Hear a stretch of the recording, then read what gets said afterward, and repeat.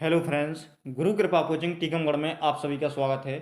आज की जो अपनी महत्वपूर्ण जानकारी रहेगी, जो एमपी टेट वर्ग 3 परीक्षा में फेल हो गए हैं उनको वर्ग 3 चयन परीक्षा में कैसे फॉर्म में भर सकते हैं, इसमें पूरी प्रोसेस जानेंगे कि क्या क्या अपन को तरीका अपनाना है, कैसे अपन फॉर्म भर सकते हैं। यहाँ पर सबसे पहले यहाँ पर समझेंगे क्या नॉर्मलाइजेशन को समझने के बाद में फिर अपन पूरी प्रोसेस जानेंगे कि अपन वर्ग 3 जो चयन परीक्षा होने जा रही है उसमें फॉर्म कैसे भर सकते हैं, कैसे अपन को चांस मिल सकता है वर्ग 3 चयन परीक्षा में। तो यहाँ पर जो पहला क्वेश्चन है नॉर्मलाइजेशन का, पहले नॉर्मलाइजेशन को समझेंगे, तब इसको समझ लेंगे, तब जाके आपकी समझ में आएगा कि हाँ कैसे अपन वर्ग 3 चयन परीक्षा में फॉर्म भर सकते हैं।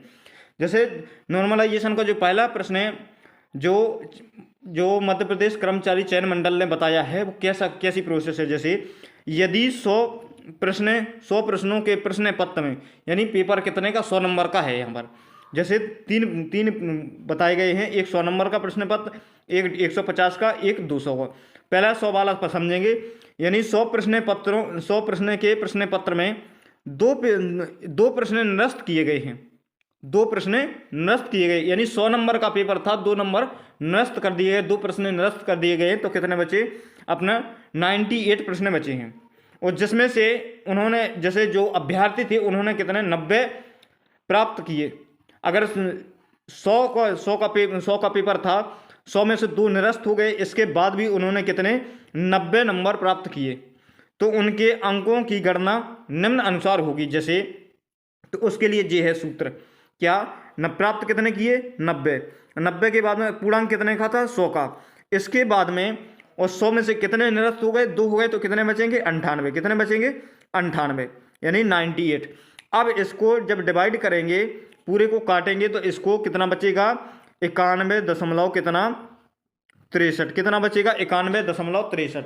अब यहाँ पर ध्यान रखिए, यहाँ पर प्राप्त अंक कितने थे, अभ्यर्थी ने 100 में से कितने अंक प्राप्त किए 90 अंक प्राप्त किए, और 90 अंक प्राप्त करने के बाद उसने 2 प्रश्न निरस्त हो गए, तो उसके नंबर कितने बढ़े, 90 में से नंबर कितने बढ़े, तो 1.83 नंबर बढ़े हैं, यहाँ पर 1.83 नंबर बढ़े हुए हैं। इसी प्रकार से जैसे यहाँ पर भी बढ़ना बताया गया है, अगर दो प्रश्न निरस्त होते हैं तो नंबर बढ़ रहे हैं।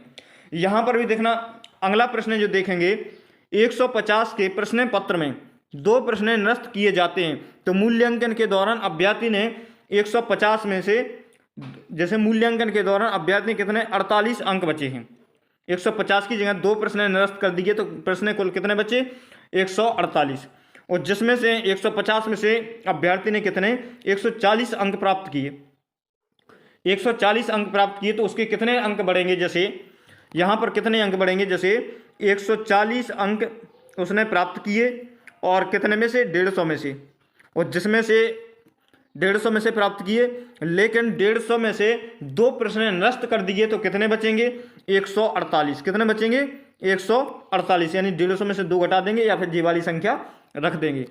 तो यहाँ पर इसका कैलकुलेशन करेंगे, तो यहाँ पर उसने कितने 140 अंक प्राप्त किए, तो 140 की जगह पर कितने निकल के आ गए, कितने 141 कितने 89 अंक निकल के आ गए। तो यहाँ पर बड़े कितने हैं, तो 1.89 अंक क्या हुए, जो अपने बड़े हुए, यहाँ पर बड़े हुए। अब यहाँ पर कितने 200 का पूर्णांक था, 2 अंक निरस्त कर दिए, और इसके बाद में 158 बचे, तो यहाँ पर कितने बढ़ रहे हैं 191 उसने 190 अंक प्राप्त किए, तो यहाँ पर कितने 1.91 अंक बढ़े हुए हैं। लेकिन यहाँ पर जो नॉर्मलाइजेशन बता रहा है, यहाँ पर नॉर्मलाइजेशन में कम से कम 1 से 2 नंबर मान के चलो, 1 से 1.25 के बीच में नंबर सभी के बढ़ रहे हैं। यहाँ पर क्या हो रही है, नंबरों में वृद्धि हो रही है। यहाँ पर जो एमपी, जो मध्य प्रदेश कर्मचारी चयन मंडल ने, जो कर्मचारी चयन मंडल आयोग ने जो नॉर्मलाइजेशन का जो फॉर्मूला बताया है, इसमें हर एक प्रश्न में नंबरों में क्या हो रही है, वृद्धि हो रही है। लेकिन वर्ग 3 की जो पात्रता परीक्षा हुई उसमें क्या हुआ, ज़्यादातर अभ्यर्थियों के नंबर क्या हुए हैं, कम हुए हैं, क्या हुए हैं, कम हुए हैं। अब ये कम होने वाले अभ्यर्थी वर्ग 3 की चयन परीक्षा में फॉर्म कैसे भर सकते हैं, तो इसके लिए सबसे अच्छा एक ही फॉर्मूला है।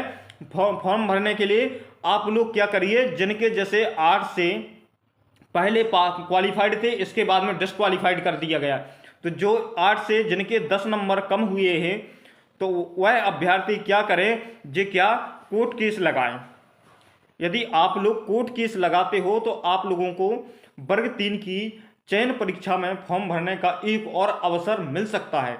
इसके अलावा दूसरा कोई ऑप्शन नहीं है, क्योंकि यहाँ पर जो MPPB ने, जो मध्य प्रदेश कर्मचारी चयन मंडल आयोग ने जो नॉर्मलाइजेशन का जो फॉर्मूला बताया है, उसमें हर एक प्रश्न में कम से कम 1 से 2 नंबर सभी में बढ़ रहे हैं। लेकिन यहाँ पर क्या हुआ, 8 से 10 नंबर उन्होंने कम कर दिए गए हैं। तो जब कम कर दिए गए हैं तो यहाँ पर आप लोगों को एक चांस मिल सकता है। आप लोग कोर्ट के केस करोगे तो यहाँ पर आप लोगों को चयन परीक्षा में एक और अवसर मिल सकता है, चयन परीक्षा देने के लिए मिल सकती है।